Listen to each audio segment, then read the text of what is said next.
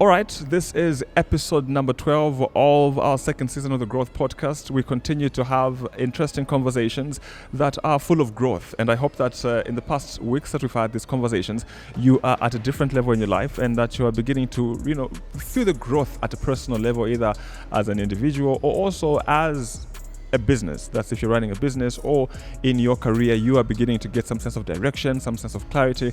And that is the whole idea behind this podcast. And talking about clarity, we're about to give clarity 2.0 in today's conversation because my guest has got so many gems to drop. I doubt the time will be enough to accommodate a conversation of this nature.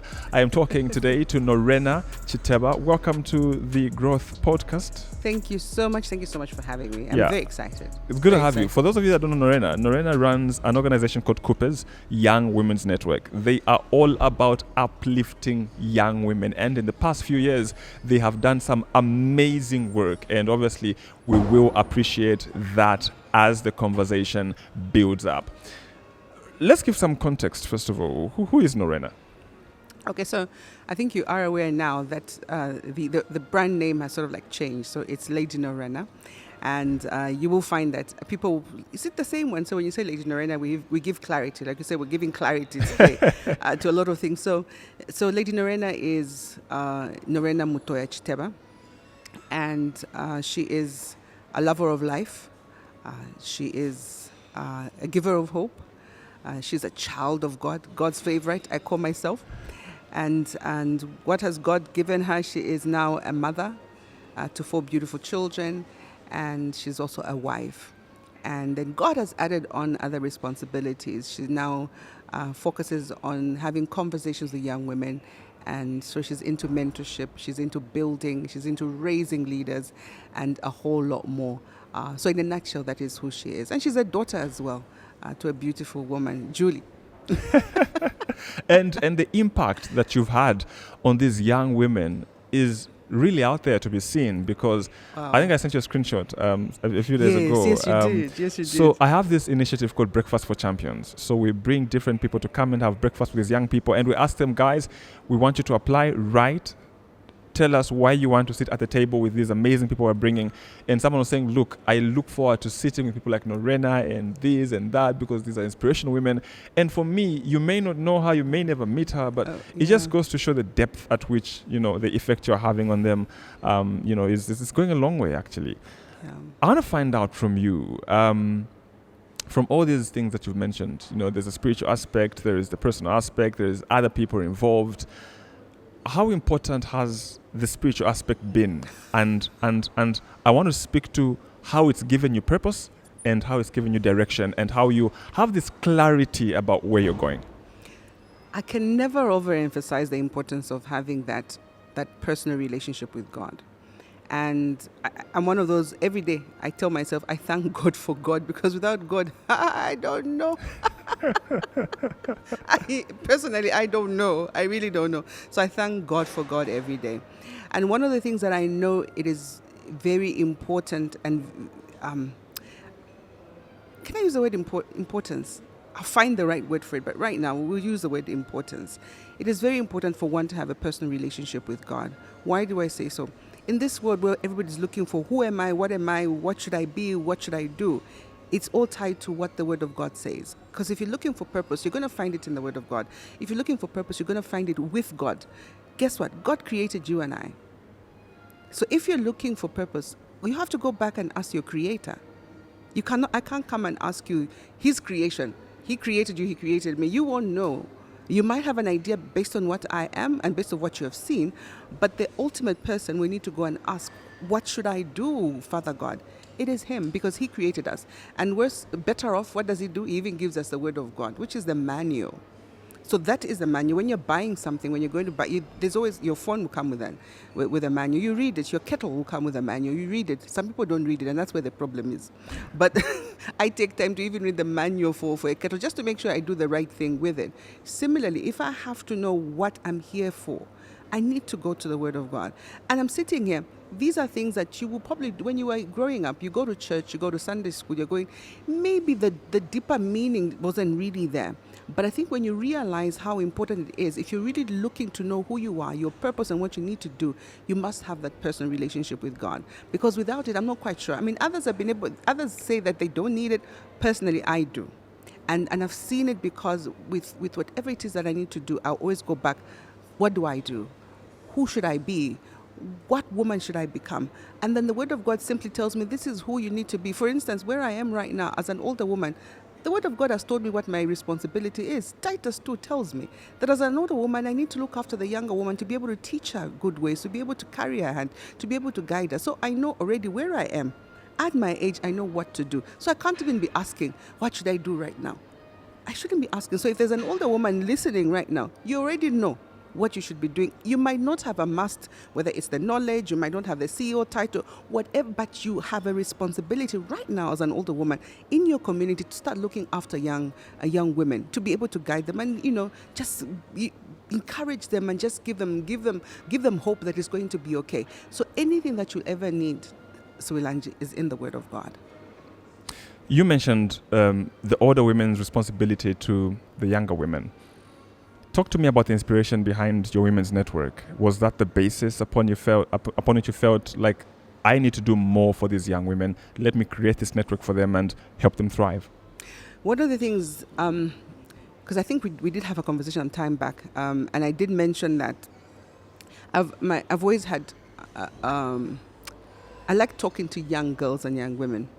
And even just women, I love to because women are just diverse, they're dynamic, and I love just being around women. But even for the girls, my conversations with girls go back as far as 2004, and I'll be invited to go and speak to young women at church, mostly. And also when you go to speak to them, you're like, oh, there's certain things that they need more. But then again, looking at where I'm coming from, and the need for me to even have those conversations, because I never had those conversations. The one I will probably have a conversation with my grandmother, may her soul rest in peace. But to have older women around, then you look to and say, I'd like to be like her. But even if I want to be like her, how then do I have a conversation with her? How do I ever get to be close to her? We never had platforms like that when we were growing up. And that really irked me, because I was like, I'd like to create an opportunity for young women to actually sit and have conversations. The world is all about communication. It's all about conversations. And I thought, this I have to do, because I didn't have it. And when I'm invited to go and speak, you see that there's that yearning from a young woman, from that girl, to want to have more. And I remember sitting at an event some time back, and I don't know which organization I was working for at that time. And there were 4 women speaking. And I looked around the room, and there was either head of Shani, there was general manager, the MD, head of Shani. We were all heading something, or general manager, or CEO. And I was like, wait a minute, these women who are sitting and talking to us, I'm not quite sure we're the audience. And I put a mental note that I'd like to create a platform where young women can have an opportunity to have conversations with these women, because they are the ones who actually need it. Maybe some of us in here, but at least we've gone to a certain level. But the one who really needs this conversation is a young woman out there. So the birthing and the inspiration all comes down for the fact that I didn't have those conversations. And whenever I was given an opportunity to speak to young women or girls somewhere, I could see the yearning for that platform and for that environment, just for them to have an environment where they feel safe enough to share their dreams, to share their fears, and everything that we can be able to help them. So that's where the inspiration is from, and just my love for young women and girls. Great. And having worked with these young women, what would you say are some of the biggest challenges that women today are facing? I wouldn't. I think where we are right now, the world has really opened up a lot, even for women. The challenges I probably had back then might not be the challenges the young person is having today.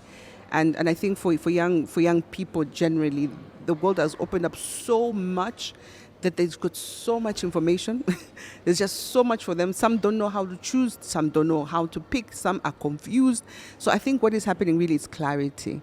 the challenge that I'm seeing with lots of young people today is just the clarity in terms of what do they really want to become. And even some want to become, but become what? So most of them are really, it's just a question of what should I be? What should it look like? And the challenge they're having is because it's just so much in their faces. There's just so much of people, of looking at people who think they have made it, but they're not quite sure, can I get there? So for them, it's really a distortion of character, a distortion of what should I be? And really, there's just no clarity. Most of them are facing that challenge. They don't have the clarity of what should I be? Who should I be? Why am I on here for? And because of so much noise and distortion in the world, there's a lot of confusion around with so the confidence, most of them, confidence not so much, because I think some of them have really gone out to the element, at least the ones that have been around me for a long time. But then you still have these other ones coming in, they're not so sure. What can I do? Will I ever get there? How will I get there? So it's really mostly clarity. Yeah. So now talking about them wanting to get there, now brings in the element of mentorship. Yeah. And for many people, mentorship is something that they want, but the challenge is access. Okay. So the people that you want to mentor you may not even know you, may not even, be interested. Others genuinely would like to help you, but they just don't have the time. Yes. How do young women go about accessing mentors? First and foremost, and I think I was talking about it not too long ago. Mentorship is such a buzzword right now. Like if you're not talking mentorship, like you're really behind. But mentorship has been there for a long time. And remember, I was talking about me having conversation with my grandmother. That's mentorship already. And one of the things, again, that I've seen is that we want to be mentored by certain people. You just want, it has to be, if it's Sui has to mentor me because I feel Sui is the one. But then maybe you might not have access to Sui. Okay, so what we have done, and I'll speak on in my capacity as KUPES. So for the KUPES chats, for instance, okay, so we bring different men and women to come into the environment for them to start having those conversations with them. So mentorship might not always be one-on-one. So mentorship can mean being group mentorship where it's a group of us, but we're listening to a voice. And that voice maybe is our voice of reason. So we're sitting in there. So if I might not be able to have an opportunity to sit down with Sui, but again, Sui is sitting here and I'm listening to Sui. Already I'm being guided. So what we have done is to create this platform where we bring different men and women to come and speak to the girls, because all of them are very different. So there'll be the career girl, there'll be the business girl, there'll be the entrepreneur, there'll be the tech girl, there'll be there'll be the medical girl, so what we do is when we bring a mentor, it's trying to speak to nearly every one of their facets, if that makes sense. So then they'll be able to have an appreciation. However, when you're seeking a mentor, you have to be ready to be mentored. When you're seeking a mentor, you have to be ready to be mentored, and also find platforms where you can actually. So, for instance, if you belong to KUPES, for instance, we even have what we call the mentee toolkit of how then you'll be able to get or be guided by a mentor. So you come into KUPES, okay, fine. Who are we looking for? So at the same time, I need to know the girl. So we go through a process. Okay, this is who she goes through this process. She does the orientation. She does this. Then I already have something that I know about her, such that when it's time to place or look for I will know exactly who to point her to, because at least I have an understanding of who she is. So if my message to the girls out there, start looking for platforms where you already start having a voice of reason, because then it will be easy for you to be able to get a mentor. Others want to just write to a mentor. I'd like you to mentor me. Mentor me in what? Can you be very clear on what you want mentorship for? What mentorship? Is it career mentorship? Is it professional mentorship? Is it educational mentorship? You have to be very clear on what you want, because then, again, clarity, because we want to do so many things, but if you start creating that clarity for yourself, it becomes easier. So be very sure. What do you want mentorship on? Is it spiritual mentorship? Then we know who it's going to be. Is it career mentorship? Because sometimes we just want mentors. No, just to show, my mentor is so and so and so. No. No. There has to be clarity. So be very sure on what you want mentorship for. Then it becomes easier for you to seek that mentorship. And again, the people that you want to be mentored might not have the time. But then again, there's so many amazing women, Sui, in this world, in this country, in this town, where you can actually draw inspiration from, where you can actually have conversation. But then again, our young people want the names, not the mentorship. Someone was telling, I was like, look, the biggest challenge we have and that's the last point you mentioned, is that we're so concerned with names. Yes. Okay, I want yes. to know Lady Norena is my mentor. Oh, yeah. So it's sort of like puts you up there, you know. But the truth again is, are you getting value for it? Because I always tell people, look, if you're going to do a business, try and find a mentor who is in that business, maybe 2 steps ahead. Because sometimes I notice the challenge is your mentor is far ahead of you. Yes. That the challenges they're facing now, they may never have dealt with. That's right. Yeah. And I feel like that's where the difference is. But then also, what do you make of paid mentorship? Then it's not mentorship. Why would you say that? It is not, mentorship is not supposed to be. I shouldn't be paying for mentorship. Then it goes to coaching. Mentorship should not be paid for. There's no, so if you're paying In my world, mentorship is not supposed to be paid for. This is what, because I'm speaking from I didn't for coaching. So be specific things. So for coaching, I'm going to be an expert in this area. For instance, I'm coaching you in personal branding. So I'm an expert. I've read and I've done all these things, and then you're actually going to be paying me for my time. Yeah. But mentorship is through experience. So I'm sitting and say, this is where I have been, and this is where I'm at, and this is where I'm. So it's all about having. You actually create a relationship when you're mentoring someone. So for me, if somebody's going to pay me for mentorship, then something wrong with that, in my world. So if it comes to paid, I don't even know what does that even mean. So paid mentorship. No, mentorship is not supposed to be paid for. It's there. I'm telling you. So then let's demarcate. Let's just be coaching that I'm being coached. Why am I paying for being mentored? Anyway, let's. Amen. And then moving a bit away from the mentorship, most women obviously that are part of your network, obviously, some of them are building careers, and I want you to speak to how do they navigate the workplace in terms of managing relationships, because I feel that if you are in a workplace where you're not happy, if you're in a workplace where it's a nightmare, it's toxic, it affects performance, and you slacken on your goals, and your timelines are then elongated because there's so many roadblocks, on your way to getting, above, where you want to be. What advice would you give to people who, in terms of managing relationships, managing supervisors, bosses, or colleagues and whatnot, and what do you notice works when it comes to such? Before I answer that question, there's something that I needed to just amplify a little bit on the mentorship side before we get to this one. Yeah. So we're sorry about that. When you say that people are more concerned about the name of who they think should be mentored them all. I'm mentored by Lady Norena, I'm mentored by so and so. For me, if you're going to be mentored by me, it should be able to show. What do I mean by that? Because we're so quick to throw in names, but then when you see somebody's character and the way of doing things, you're like, there's no way. There's a bit of a disconnect. So you find that somebody is claiming to have been mentored, but when you throw them in the workspace, the conversation I would have with you when you're going into workspace should be able to show that you're actually mentored by me. Otherwise, then don't use other people's names when you haven't really been mentored by them, because then there's a distortion. So that's my message to the young woman out there and to the young man out there. Please don't say, I've been mentored, but have you really had a conversation with the person that you're talking about being mentored? And even when you're being mentored, do you actually follow? Do you follow through with what they tell you? Because some of our young people will be like, oh no, I want to be mentored. Okay. So this is the things that you need to do. These are things you need to let go. And some of them, the minute we start having the hard conversations, we don't see them again. Check. You know what I mean? No, she was being hard on me. No.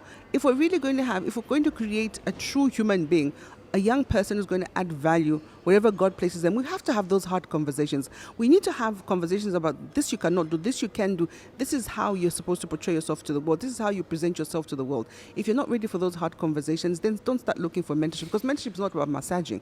I'm giving you my experience. I'm telling you, I may have made mistakes on that one end, and I don't want you to go through that same door. Yeah. And we're going to close that door for you so that then you'll be able to add value. So when you're seeking mentorship, please be ready for mentorship, true mentorship and true conversation, and for the hard conversations, because that's the only time you'll be able to really derive value out of mentorship. So coming to the workspace, it's an interesting space, being in the workplace. One of the things that I would like to tell somebody out there is, when you're going into a workspace, you're not going into a family. Meaning, the mentorship, brutal truth. Eh? brutal truth. You're not going into a family.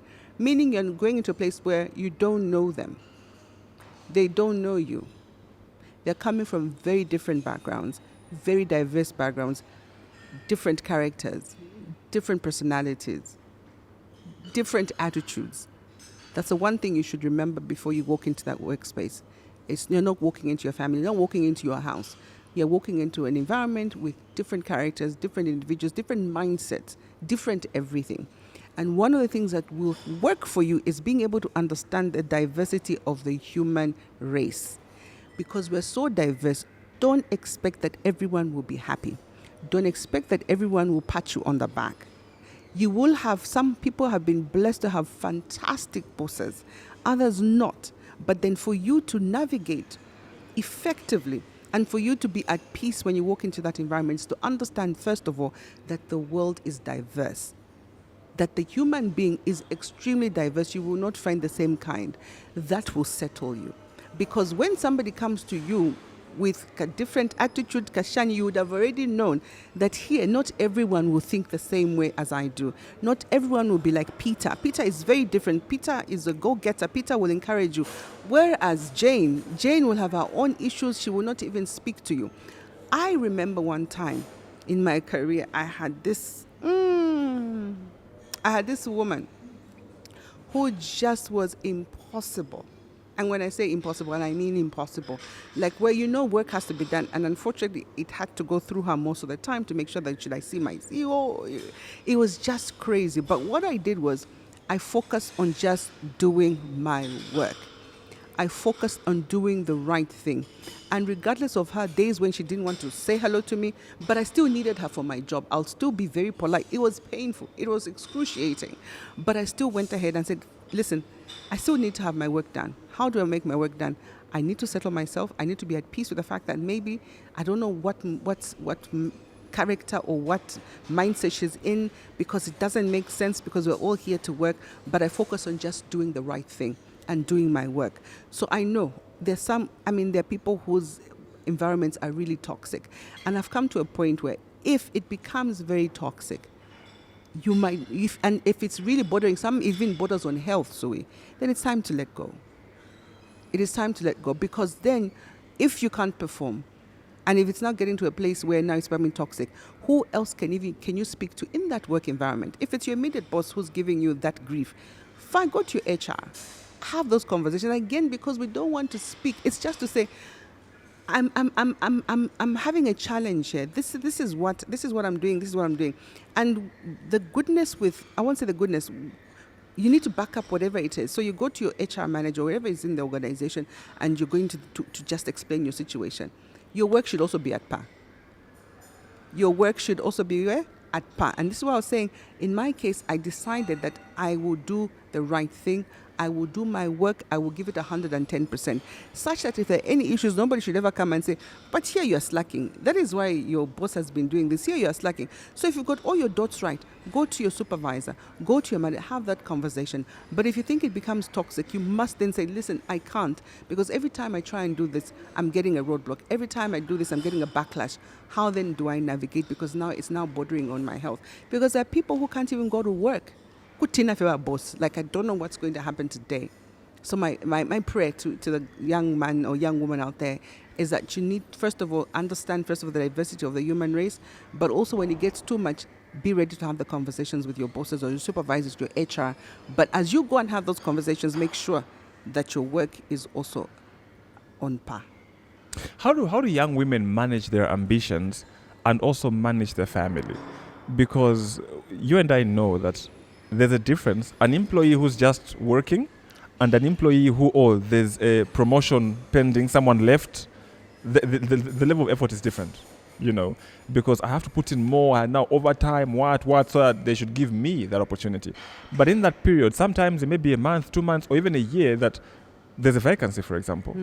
And I have a family at home that also equally needs my attention and needs the same level of commitment. How do I manage my ambition at the workplace, but still not feel like my family is lacking a part of me? And that's almost like asking whether, like the work-life balance that People Which throw they say is around. not there. No, it's not. So it doesn't exist. Work-life balance. No, you never have a balance. Like there's no way you can have an equilibrium like this. It's not possible. It doesn't. One must suffer. One must suffer. One will suffer at one point. So it's leloni, myloni. So you should be prepared for that. As a young woman working professional, you should be able to know that you're gonna have. It's either like this. It's either that. But one of the things that and again, I'll tell you one thing. Like you're talking about a vacancy, maybe a vacancy falls and you think you need to put in 110%. No, don't wait for the vacancy. Put in 110% from the beginning, because then there'll be a track record. There should be something we should need to go back to. I said, listen, no, maybe this time, maybe it's because the baby has been sick and all that, but look at her track record. She's been working well and she's been able to deliver, and look at her results, such that when they're making that decision, it won't be based on maybe 2-3 months, but it should be based on what you have done. So my message again, when you will go into the workplace, from the get-go, give your 110%. I'm one of those who strongly believe that hard work pays off, and hard work will always be noticed. So don't wait for the vacancy now to start putting in long hours. No. Start from the time you get into the office. Let the results show, because when they're making the decision, they'll be like, no, wait a minute, we can't fault her on just this 1 month that she's not been able to be in the office. We can't fault her just for this few months that she was on maternity leave. No, look at her track record. That's what's important. So go in, do 110% at any given point, and don't wait for the vacancy for you to now rolling up your sleeves so people can see at doing late hours. No, where were you all this time? You know what I mean? Yeah. And then again, if you don't condition yourself to work hard, what will change in 2 months? You have to condition yourself to work hard from the very beginning, because then there won't be any lapses. So now when it comes for you now being able to manage that sort of, whether we're going to call it a balance or not, whatever it is we're going to call it, one thing that worked for me, still works for me, is when I'm at the office, it's the office Sui. Like I have to be present. God, in his very, very infinite way, has given us the grace as women to really, in my mind, I can even multitask, and I won't lose focus. And I think that's the beauty of being a woman. Sorry, Sui. In my mind, I'm able to do a lot of things. But when I'm at office, it's time for the office. So then I'll do my work, I'll do whatever it is that I can. And then when it's time to leave, I'm going to be at home. It's going to be, now it's mommy time, or it's wife time, or auntie time, or whatever it is. So you need to get to a place where you navigate that. So when you're in the office, don't start. I know that there'll be things that you need to do at home that you maybe watch lava, sugar, tomato, you know what I mean? The same things you should have bought. And then you're in the boardroom, and then all of a sudden you realize, cooking with takudi, what do you do? But that's the beauty about a woman. So it's just being able to be present at any given point. Another beautiful thing, and I was telling this to, in KUPES we have what we call the rubies. These are the ones who are now married. They came into KUPES younger now, they're married, they've got homes, so we decided to create a group for them, specifically for the married ones, because the conversations are different, because they're trying to navigate marriage, because marriage is a whole different ballgame, and can you imagine a young woman at 28, 29 trying to navigate a child, work, and a home. And in that home, there's that husband, there's a lot of things so we decided to be, to sort of like have conversations with them. So I was telling them, I said, one of the things that you need to appreciate about being in Africa, and perhaps not even just Africa, but being in Zambia, is the help that we have. First of all, the extended family. I love extended families. They've worked for me, and because I grew up in an environment where everyone is available, your home is full of people, and I don't have an issue with having or living with people. I really appreciate my aunties, my cousins, all those my crazy aunties, I love them still. So one of the things that I've noticed, or that one thing that I know, not even for notice, one thing I know about Zambia is the level of help that we get as women. And therefore, I would tell the KUPES girls, the KUPES rubies, that don't inherit the Western woman's problem. What do I mean by that? The Western woman's problem is very different from your problem. You here, Sui, the young woman in here, the woman in Zambia, most of them probably have a nanny at home. Some of them have a housekeeper. But they don't have a gardener. Maybe there's even an auntie that is visiting, or there's a cousin that is there. So you find that most of us somehow have help at home. What does that do for you? It relieves you. Because by the time you're getting off from work, your house is already sorted. Maybe you asked your housekeeper to stack the beans for you so that you can just come and finish it off. Some probably even have their meals already cooked by the time they're coming home. The Western woman's challenge is that she doesn't have that. Yeah. She doesn't have that. She has to navigate everything, look after the children, get help, navigate. So the husband is knocking off, she's coming in, and they do all these things together. And therefore, there'll be times when the husband has to cook, and then he has to do the dishes. So they're able to navigate their home. That's their problem. So now what we're trying to do is, why am I going to focus on that problem that is not mine? When I've got help at home. So we need to start appreciating what we have and not start creating issues in our homes that are not even supposed to be there. So already when you come back home, and take advantage of the fact that as a young woman, when you come back home, some of the things have already been done for you. Start appreciating what you already have. Because in that, if you start thinking, no, think about the woman, the one you're trying to compare yourself to. That woman really does get tired. So for us women, it's creating that environment, but also being able to appreciate what we already have, the support, and also be ready to seek help. There's nothing wrong with raising your hand and say, I need help here. Create a strong support system, because that is what you need to navigate your corporate life as well. Because some people say, how do you do it? For me, I developed a very strong support system, such that when I'm at home, if I'm not able to, my mother's going to sit in for me, make sure the kids are okay, or my housekeeper is going to take longer to make sure that everything is okay. So that is the one thing. Don't try and be superwoman, because that will kill you. Don't try and be what? Superwoman. It will kill you. Create a strong support system to be able to help you navigate the workplace as well as the home. All right. So you've spoken a bit about family and whatnot. And now I want us to drive the conversation towards marriage, because you obviously can't have those problems if you're not married. Kids, why? So that's where it starts from. Let's talk about just before marriage.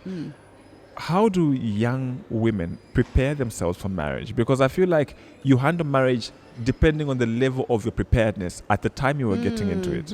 Okay, those who are excited about it, then their preparation ended at the wedding. That's right. Okay. Yeah. Others, the preparation was 5-10 years into the marriage.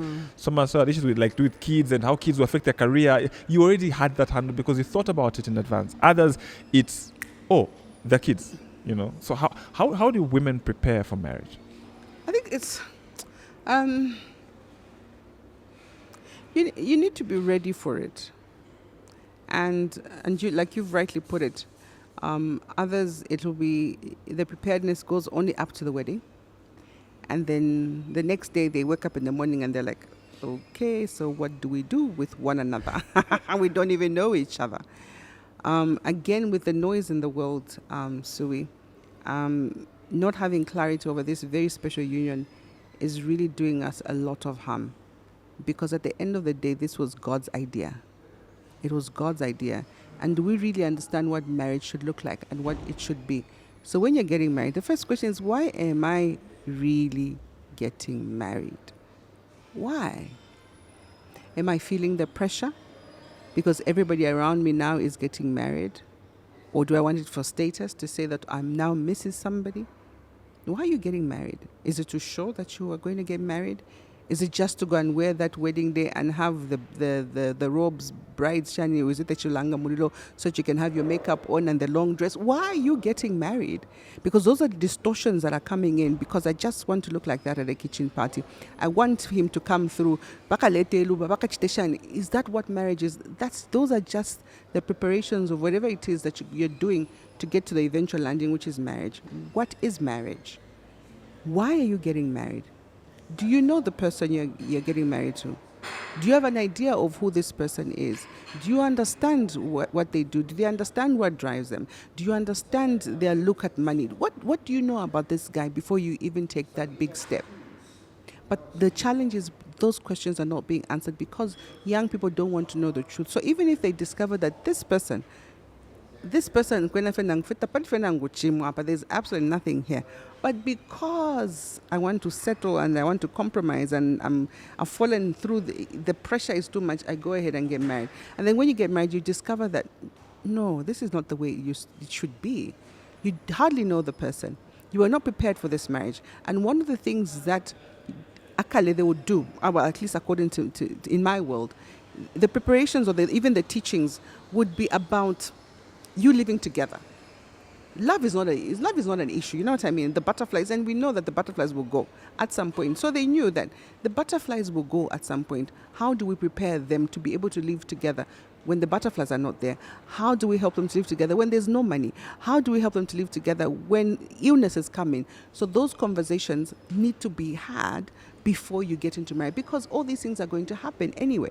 So you can't jump ship because you can't jump ship because now there's no money. Were you ready for it? Were you ready for it? So when you're getting married, why am I getting married? And when I do get married, am I ready for all these things that I'd like to happen in a home, and I'll still stay put? It is very important. Why has that changed? Because the things you mentioned are very important things. Yes. Because even if you lend them years back or decades back, those are still the same problems. Yes. Rocking marriages today. Yes. But now it's like marriages and marriage teachings are all about sex. Unfortunately. And it's just a component of I mean, it's an act that is performed, obviously, and then that sexual act is for you to have children. Really, that's what it is, isn't it? Yeah. Sex is really, that's what it to so Yeah. there'll be a child. But again, because it's been, a lot of things has been distorted in our world, and we look at things very differently. Some of the teachings and some of the women that we call as Wanachimbusa and everything, some of them have really been commercialized. And I think it is important even for women, for older women, mothers, and I'm speaking to mothers right now, to ensure that before you hand over your child to somebody, do you really know them and do you know the background? Do you know exactly what conversation they're going to have? But also as a mother, take time. Take time to have these conversations with your children. Take time to have conversations with your daughters to say this is the way it should be. Because now, again, there's some real good women, Manachimbuso, who are ready to sit down with you. But then again, our young people don't want to listen to that because they think fiakale. But those are the same things that are really going to help you in your marriage. Like I said, love, forget love, Sui. Because they understood way back that those butterflies are going to go away. Yala puama butterfly. Butterfly, you understand? It won't be there. But what was very critical is, are you ready? When you jump ship, when you go over this side, one day you might not have enough money. Are you ready to still stick with this guy? There'll be illnesses. Are you ready to still stick with this guy? He might lose a job. Are you still ready to stick with this guy? So those were the conversations that were had before you got married. So when you go in, I'm sure many of you have wondered, how come these guys 35 years together in a 30? I can't. And when they say they've been happily married, it's not exactly been happily married for 35 years, for 40 years. It's because they understood from the get-go that no matter what happens, we are going to stick together. We're going to go through these hurdles together. So there was no option for them that can jump ship. Like the way things happen, no, we just don't gel. What do you mean you don't gel? What does that mean? You did not know then that you were not able to gel. Of course you knew that you're going to gel. You're not going to gel. And believe me, Sue, the signs are always there before you even get married. But we ignore them because we want to settle and we just want to go for the glory. But are you ready for that marriage? When the women enter into the marriage, some of them are not lucky because they find themselves with partners who are threatened by their ambition. And I've seen this where the man feels that he should not, or the woman should not thrive beyond him. Or some men will not maybe be comfortable with the women going out of the country to go and do a master's and whatnot, because in his mind, he has that primitive idea that no, she's going to cheat on him when she meets someone there, that's insecurity and whatnot. And others generally are finding themselves with men who do not support either their career or their business, or they just want the wife to be at home. Or others may not want the wife to be at home. They may be comfortable with her working, but to a certain level where they want to have control in terms of how far they can go and whatnot. And most women are boxed, and most of them, their ambition straight up is just cute. It's the conversations that I was talking about. So let's put it this way. So it's very important to have I tell the KUPES girls every time, and if they're listening, they will tell you, have those conversations. When you're having tea, when you're having coffee, when you're going wherever it is, wherever you're going, have moments where you have real conversations about your journey in life, your aspirations, your dreams. He should not be shocked. He should not be shocked when you get into marriage that, oh, you actually love this. Why aren't you having that? Why doesn't he know about your dreams? That this is where you want to go. When I'm going to have this master's, I'm going to do this. I want to do this. I want to go far. Have those conversations with him at the beginning such that they should be...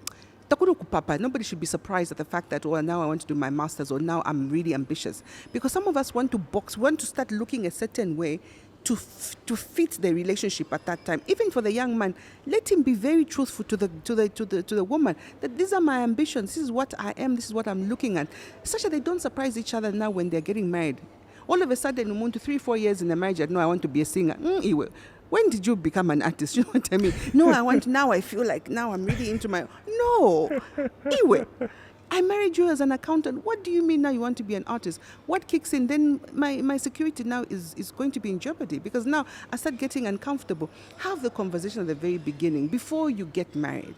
And also when you find out certain things, then make the decision. At least you will know.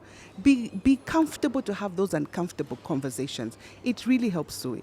And I can assure you the flags are always there. Somebody says, no, I didn't see the red flag. It looked purple, you know.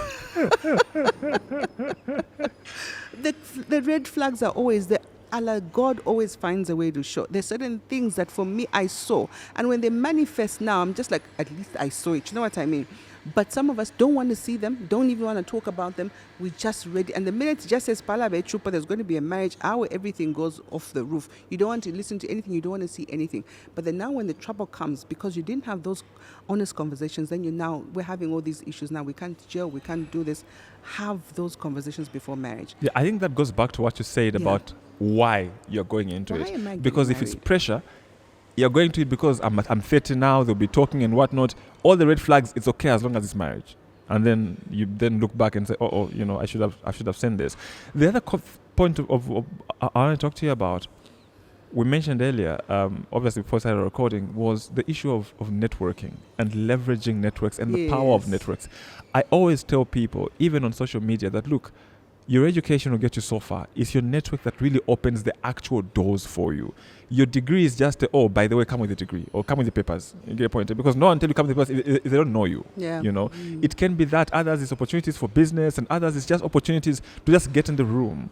Talk to me about how people can build networks, and others may just feel networks is just sitting down with someone. And how do you build networks, and also how do you not just build them but leverage them to get ahead? So networking for me has been, if there's anything that I've seen over time, is my networks, and it's all about building relationships. So networking is not just network. Because when we talk about network, you know what comes to mind? It's not a business cocktail, sipping to my shiny, to my cocktail tables around, and people, that's what they think. Networking is much beyond that. It's building relationships. It's creating, maintaining those relationships. It's creating them, maintaining them, and developing those and nurturing those relationships. For me, that's what networking is. And networking is not a one day thing. It goes way back. So it starts from high school. It starts from university. It starts from church. It starts from different groups that you have belonged to. Because some people tend to think that their networks can only be created much later in life. When I'm from network, I'm a CEO or chief financial officer or whoever it is, the ones with the names. No. It starts from here. Being able to build those relationships amongst you. And that is why it is very important for you to be a good person, please.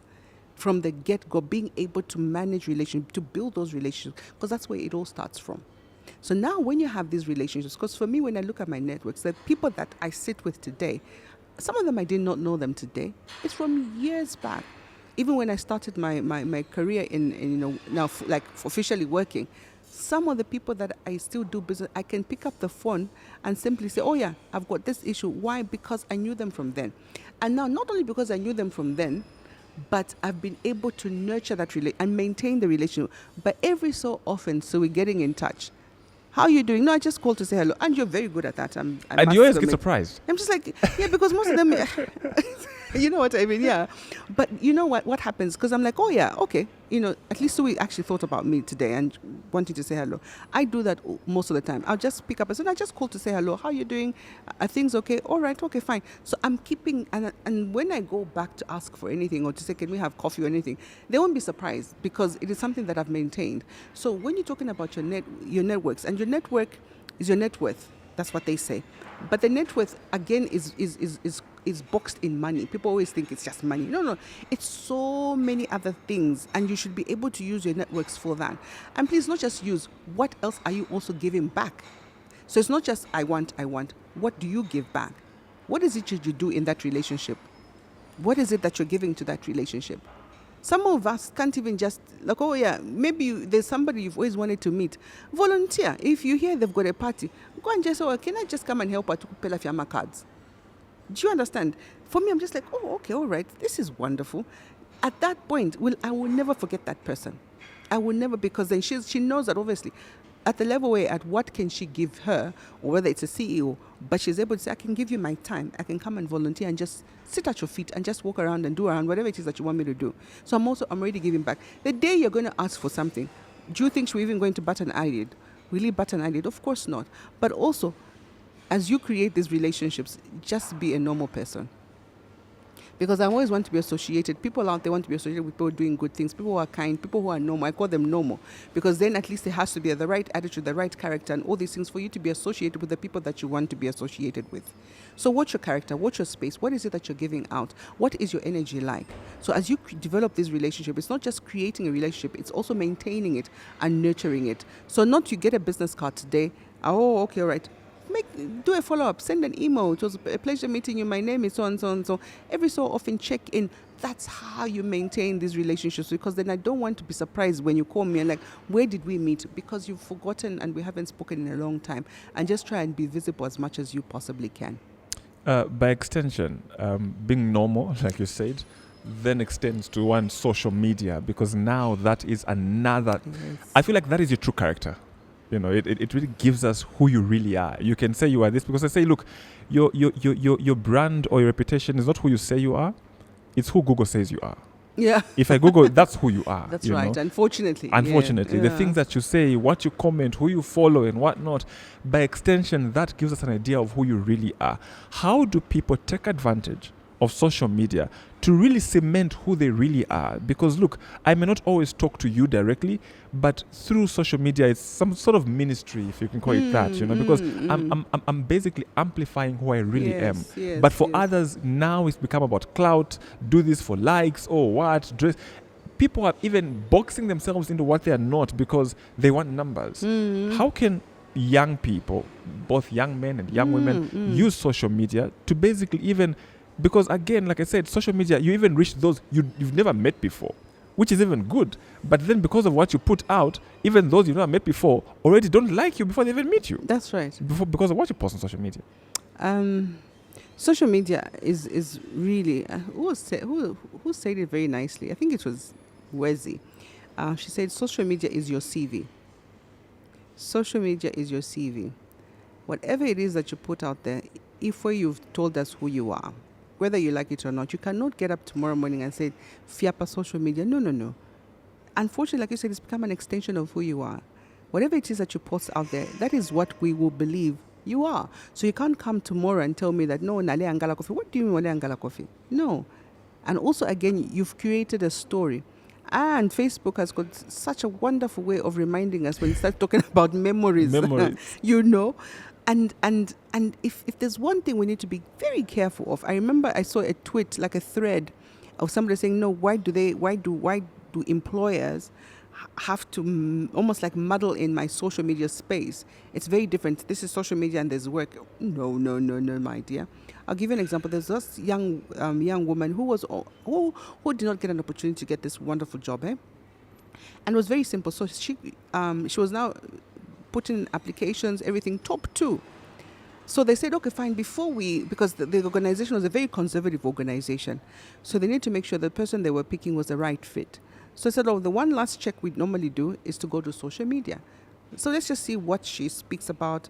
And she was like a strongest candidate, actually. Let's see what she speaks about. And so when they went to her social media spaces, they realized that, oh my goodness, totally different from what we are looking at. So now they're thinking, yes, there's the job and there's you. But the minute you become part of this job, then you become a representation of this organization. And because it's such a conservative organization, they just said there's no way we can have this person representing us because we don't know what she might say. Because it's like flying off the handle every time she's bruised a little bit, flies off the handle, and prints and printables. And they were like, no, this is not going to be very good for our image. And just because of that, they could not get her. But she was the strongest candidate. But what let her down? Her social media. So it is your social media. It's not somebody else's social media space. It is yours. So there's no way you cannot be intentional about what you put on your social media spaces. Yes, if you decide you're a certain character, so be it, and be able to live with those consequences. If you say you're one of those people who are untrainable, who can speak whatever it is, go ahead and portray that, but just know that there are consequences to that. 5 years later, you might just decide that, okay, now I want to be this person, memories. So why not be intentional now? So why not just decide that this is the, depending, there are people who have decided their life is about being callous and being vulgar. Let it be. But if you're one young person who is intentional about where you want to go, where you know your growth is, you've decided that this is where I want to be, start looking for those people to be there. What sort of lives do they live? What sort of lives is there vulgarity involved? Because for me, vulgarity is vulgarity. Is there vulgarity involved? What sort of, which spaces do they find themselves in? So if you're one of those people out there who've decided that you're going to have a certain path in your life, then be intentional about what you put out on social media, because it is a space that we're all going to look at. For me, even when I look at a friend request, I go first of all, even to the profile picture. Just the profile picture will tell me a lot of things before I even go any further. Just the profile picture will tell me I even see the comments, the way Balandid, I just like. But then also, there's now the aspect of friendships, like the traditional friendships. Yes, you and me are friends and whatnot. What impact can that have in either taking you ahead or taking you steps backwards? Friendships are very, very important. Friendships are very key. And that sometimes when friendships are going to be they can be a hindrance sometimes, depending on where you are in life. So it's very important at the very I've had friends for years, for decades.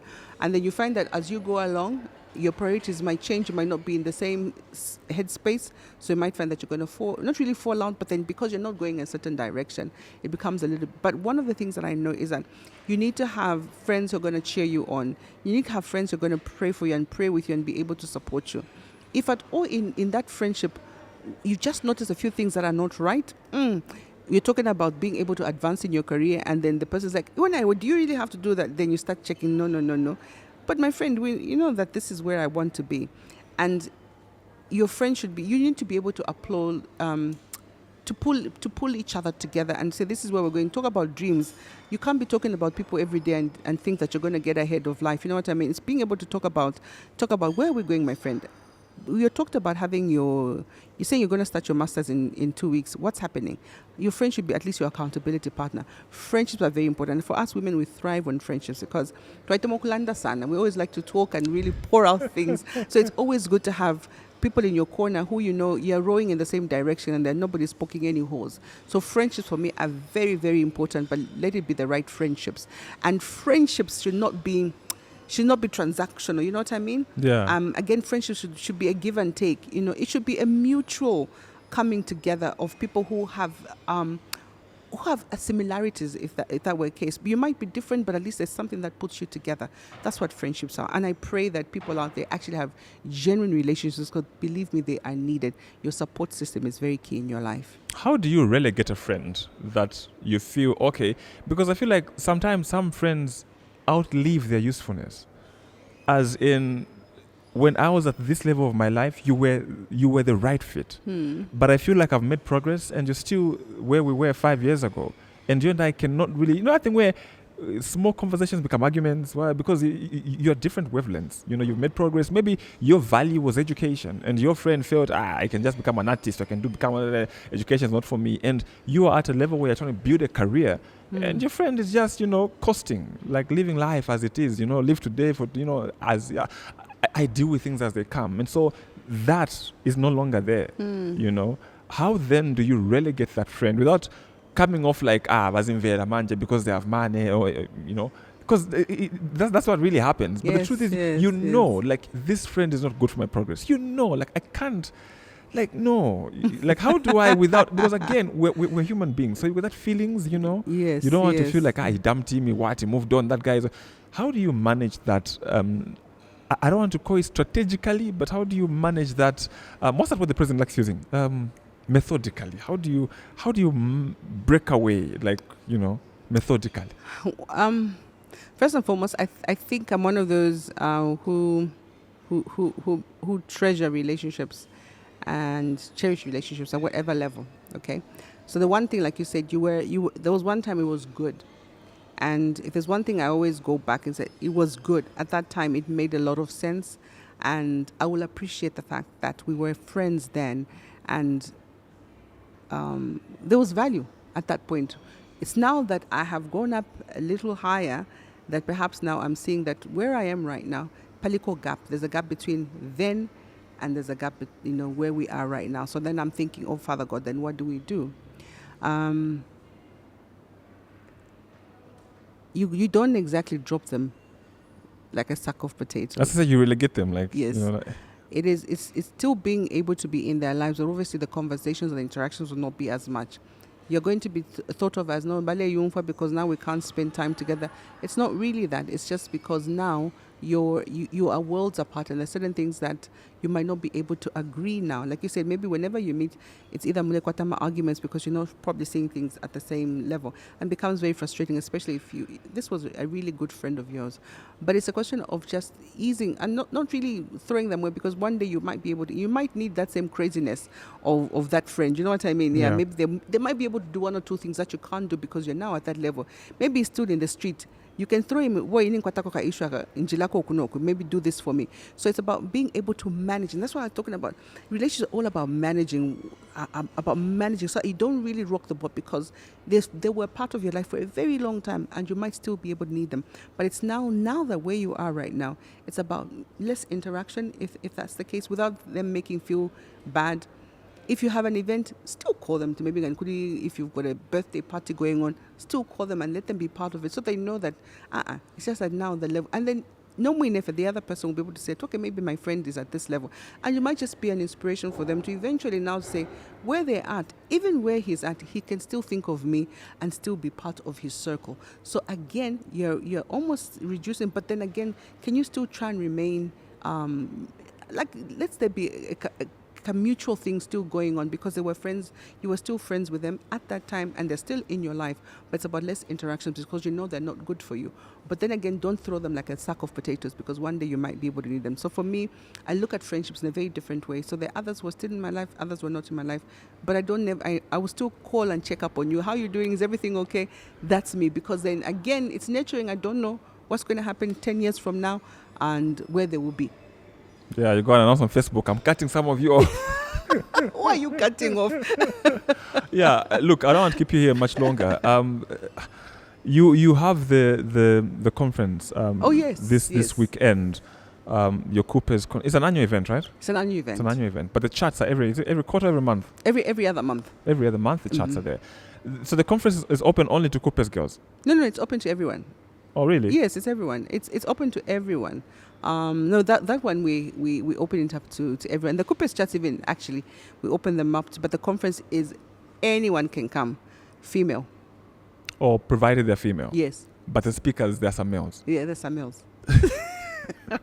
It's always good to Life hear. is not fair, To hear from a man's perspective. It's always good to hear from a man's perspective. Yes, so they are. It's open to everyone, 18 to 35 years.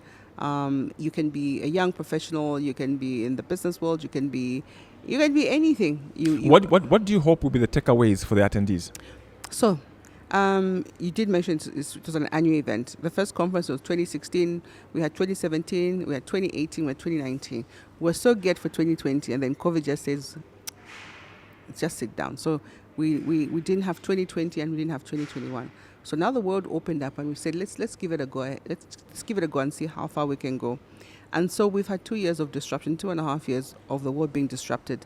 And in an unprecedented way, as we can put it. And so we're saying, after all is said and done, we want you to rise. We want you to rise because we're saying your time is now. But not only just your time is now, we want you to rise and take a stand. So at the end of that conversation on that day, we want the girls to be able to stand, have clarity on what they should do, whether it's in their wealth, whether it's in their career, or whatever it is about their life. Because we've all been hit left, right, and center. I have not been spared at all. And now this conference has just been given an opportunity for me to say, what am I going to speak about my situation? What stand am I taking? Where do I need to go? And for me, after this conversation, I pray that the girls will have clarity in terms of what they should. Or not only are they rising, they're going to claim that their time is now, but they need to take a stand. Norena keeps saying girls, but it's not really girls, right? It's young women. I call them girls. Yeah, it's young women. So because you mentioned 18 to 35, then you said girls. I call them girls, young women. Yeah. So where can people get more details about the conference? So you can go to you can call 0955 587373 for you to get details. But you can even go to Facebook or social media spaces. You should be able to get more information on that. So 0955 587373. You can go to Facebook. You can give us a call, and you'll be able to get yourself a ticket. And I pray they're still available. I hope so too. So Facebook is Lady Norena. Yes, Facebook is Lady Norena. The last time on the conversation, I don't know if you got back your Instagram or it's back, whatever. Sui, we're working on, at least there's been some progress there. I like to hear about progress. There's been some progress. And KUPES Young Women's Network on Facebook as well. On Facebook, on Instagram, on Twitter, and LinkedIn. All right, before I let you go, your top 5 advice to young women. Top 5. Top 5. Sui. Just think about those to my advice to your younger self you like doing.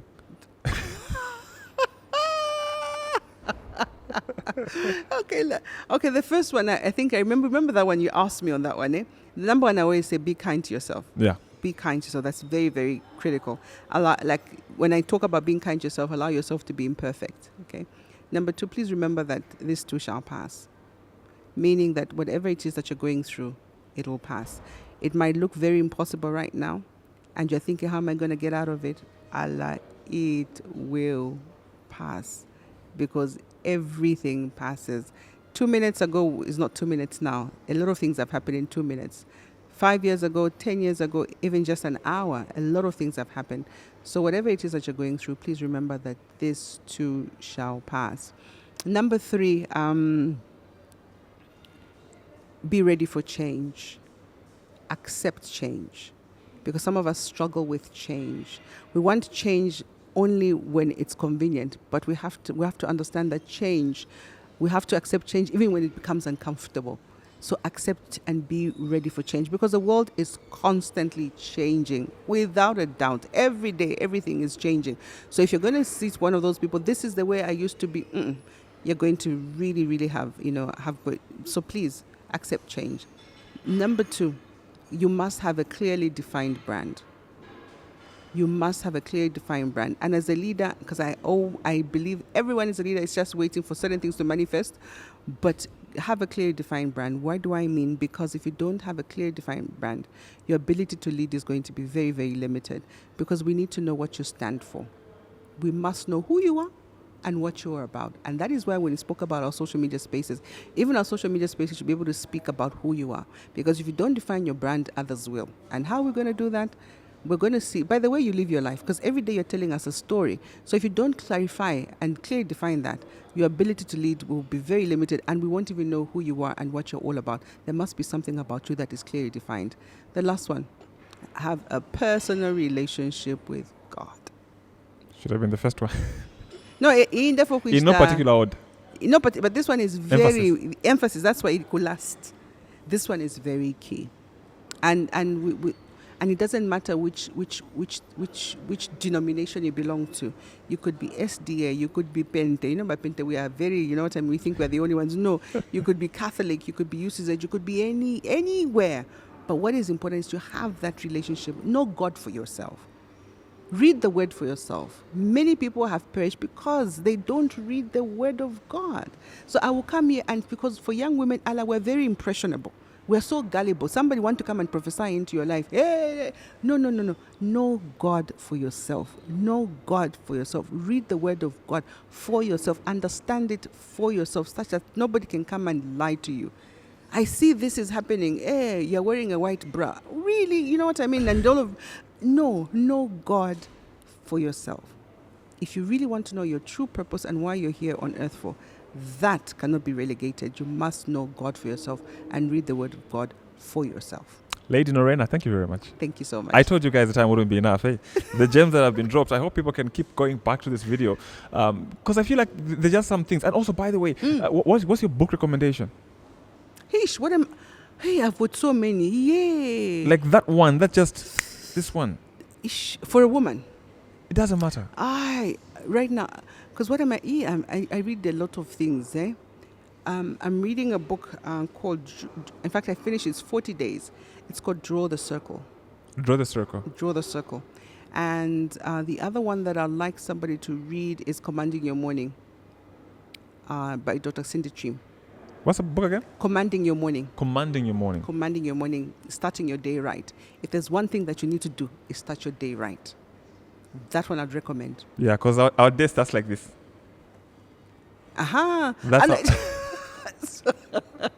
Starts with tapping screens. No. Just start your day right. Get into a certain frame of mind before you start the day. And in the morning, before the sun rises, start having that conversation with God. Start your day right. Put yourself in the right frame of mind. Believe me, do it for 21, 30 days. You'll be amazed. Do you believe in the whole meditation in the morning and whatnot? Yes, I do. You have to. So I know what it means to wake up in the morning flustered and try and get into the world. It backfires. So I've made a conscious decision some time back that I will not get out of the house like that. It backfires. And I even know. But even if you are late, so you're in the car, volume, stop everything, the noise, the news, and just be in that moment where you just speak to God. And some of us think speaking to God is tongue speaking, rolling over the floor, and it's just those quiet moments because He's really concerned about your heart. Yeah, I learned they call it charismatic Christianity. Yeah, but He's really concerned about your heart. Where is your heart? Where's your posture of your heart? Speak to Him every morning. Just say, how are we going to do this day? And have that conversation with Him. And that is why I'm saying, having that personal relationship with God, then you know that to Him you can go as you are. Thank you so much. This conversation deserves to be shared, deserves to be liked, and deserves your comments. So please give us your feedback in the comments of the video. Otherwise, thank you so much for the time. The conversation was invaluable. Thank you so much. Thank you for having me. We will spread this kind of conversation because I feel like young people need guidance. And on social media, they are being taken in the wrong direction and they're enjoying it. Unfortunately. And then when the day comes at some point one day, you'll be like, what happened? Where'd the time go? And it'll be too late. Thank you so much. We'll see you guys next week. Thank you so much. You see, I told you you wouldn't.